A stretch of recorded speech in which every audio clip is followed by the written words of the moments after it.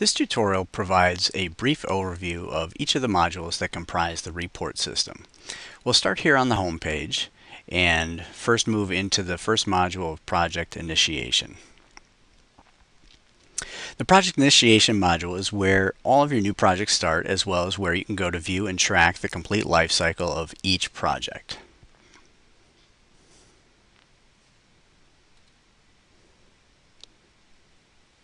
The Progress Report module is where you will go to manage all annual progress reporting.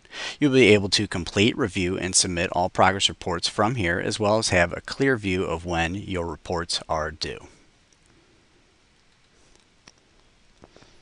The Final Report module works exactly like the Progress Report module, except that you are working exclusively with final reports, which, when submitted, close out the project. The Project Change module allows you to make any and all changes to your formula projects.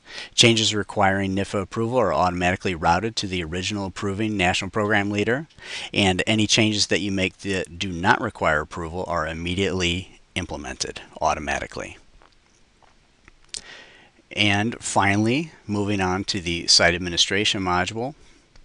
This is where you're able to make adjustments to the setup of your site, such as controlling user workflows or posting messages to users, and additionally other functions.